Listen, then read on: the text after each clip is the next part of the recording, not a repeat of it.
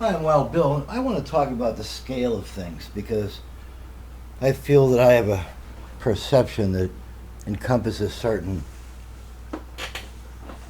scales that perhaps others are fortunate to miss.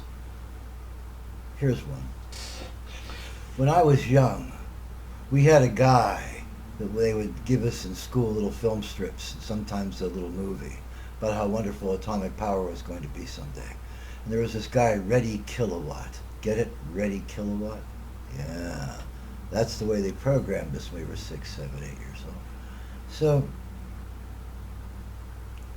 I want to skip ahead many, many years, and you'll have various things to say about the concept and the implementation of nuclear energy. Its concomitant downfalls, its contraindications, and also its advantages. But I have a specific thing to say about it. The promise was limitless power, free power. Everyone would have free electrical power. There would be no utility other than to deliver it to you. There would be no need for you to maintain it, for you to pay for an ongoing infrastructure, because power would be so cheap, it would be easy to repair. They could have guys regular on the clock pushing buttons to make repair. So, a lovely idea. So what is the most prodigal, what is the most important, what is the most impactful use of this nuclear energy idea? In the ocean, probably the Pacific, there is prowling an intelligent torpedo. Exactly. It is a drone submarine, but it itself is a weapon. I'm going to call it an intelligent torpedo, an AI torpedo.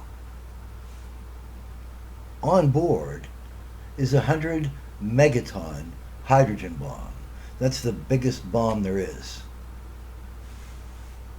And it's just cruising around, la la, looking around, waiting for some cue that only its controllers in the Soviet Union, or the old Soviet Union, the soon to be the new Soviet Union, you get the idea.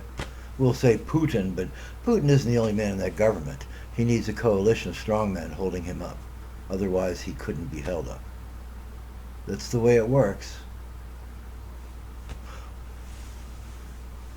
But this torpedo is awaiting a command. It occasionally comes close enough to the surface that it can receive radio transmission on certain predictable, probably scrambled, but the controllers on the torpedo know what day and time it's supposed to send a message, and it might receive one. No one will know the code that's being sent to it. I don't think there's any way we can break that code without having someone in the office where it is formulated. And at that receiving that command, that torpedo will turn and head for New York Harbor. When it gets there, just outside the harbor, it's going to come close to the surface and detonate. That's going to create an artificial tsunami that will wipe out New York City. That's its purpose. That's why it was developed.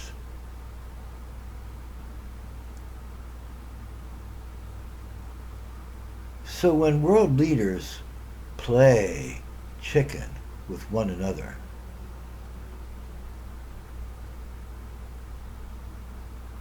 that is what I would categorize intemperate folly of the highest order. We have systems that can do that to them. We have a plan also to not just interfere with, but to destroy whole populations that have never heard of us, that don't care. All they want to have is access to decent employment, a place they can live where their kids don't grow up poisoned. Right? A little bit of protection, thanks. A store with some selections, thanks. They don't want anything more than that. But Russia is ready to wipe all those people out in America. They have fingers on the trigger. And we are in turn ready to wipe out all those people in Russia. You could call the people that are not hardliners innocents. So the idea of wiping out New York is a war on innocence. It's not a war on evil. It's not a war against evil. The Putin government will achieve no end other than horror, terror, and destruction. If that's its goal, it's not much of a government, is it? Anyone who deals with it won't be able to trust it for an instant. And I don't think that you get to be the strong man of Russia if you're that kind of person.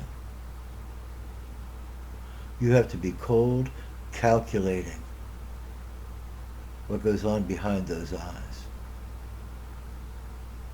You have to be, if not a master planner, certainly capable of overseeing a group of planners and helping to guide them in the right direction. A Robert Goddard, so to speak. Not the expert himself, but understanding men enough to put them to tasks whereby his work is done. The idea that he has a weapon in his hand that is capable of destroying the city of New York or San Diego or Portland or Anchorage or Miami, Tokyo, is a prodigal danger, not because of the man he is. He's no crazy, wide-eyed, stupid person. I don't think. You might differ. He is a highly trained agent. He is a highly trained man who has the ability to command others to his purpose. That makes him complex. That makes him a high-quality soldier in some ways. To downplay his intelligence, to downplay his ability to strategize, to downplay his ability to coordinate intelligent people to his purpose, is a grave misjustice to the man, even though he's my enemy. If you respect your enemies, you learn more about them than if you hate them or excoriate them or create an us versus them mentality for them because you feel that you have to talk down to your troops or your friends or the people who taught you.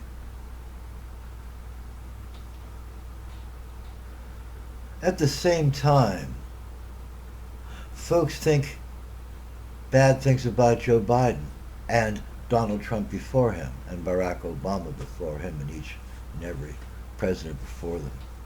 Even the ones that were considered to be national favorites had opponents, and some of those opponents had good solid reasons for opposing them. Fears about what they might do once they held power. Sometimes legitimate fears.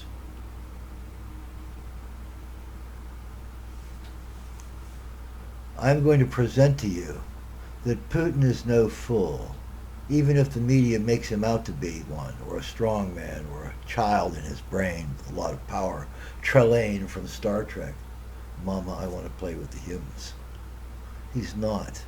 He's a very intelligent, very well-trained, very mission-oriented human being, because that is his training and experience. And do you not benefit from those things in your life? So has he from his. And I'm going to offer you folks something you're not going to accept or believe, but it is equally true. Joe Biden is also a canny coordinator of effort. He is as capable in his way as Putin is in his.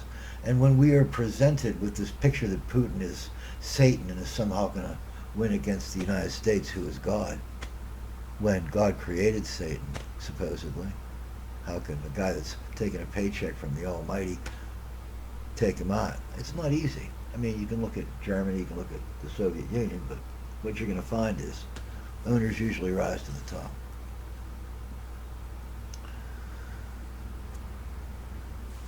But Biden is just as canny, just as difficult to deal with, just as sharp in the head as Putin is. So if you fear Putin, then you should respect Joe Biden.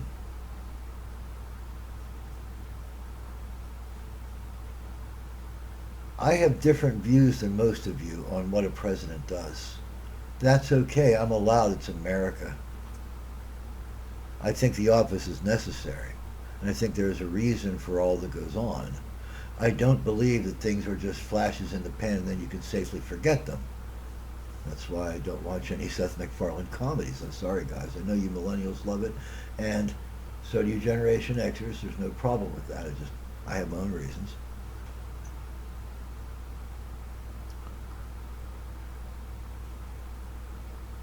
But if you fear Putin, if you worry about what he could do, a well-trained agent, a person who is mission-oriented, with his hand on a nuclear button, shouldn't you just as much respect Joe Biden, who has got to where he is by a process just as demanding, by a process just as difficult, by a process just as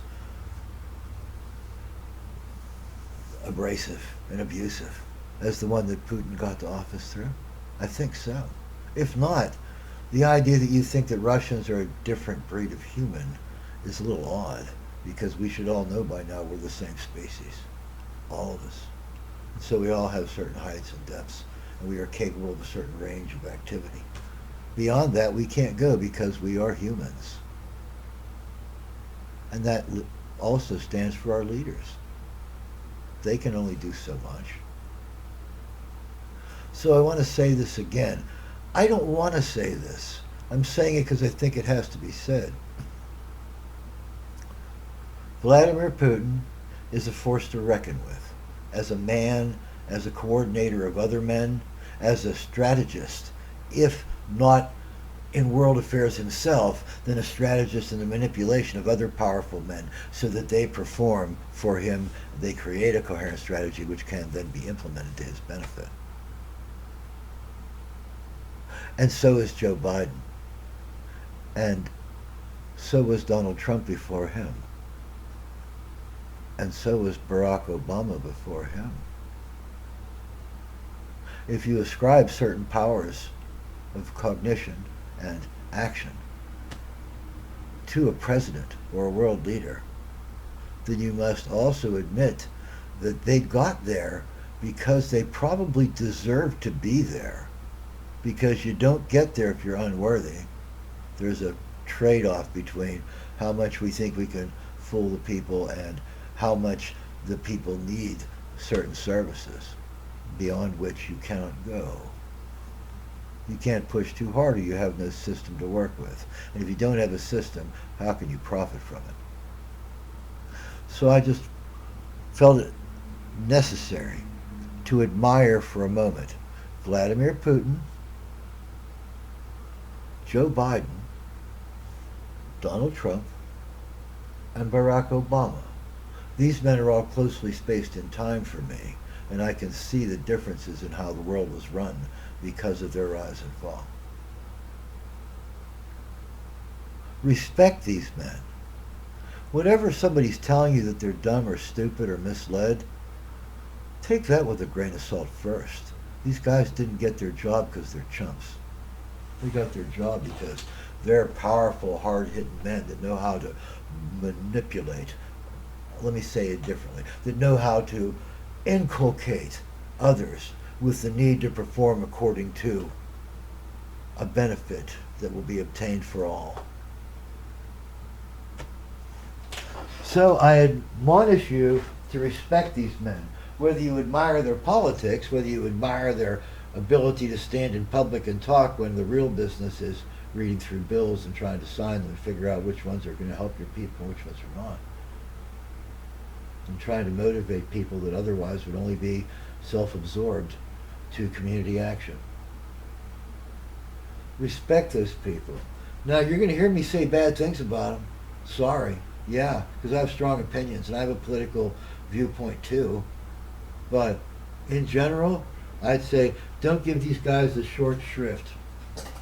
Treat them with the respect they deserve, and you will understand the way the world works much better if you do. Wild Bill.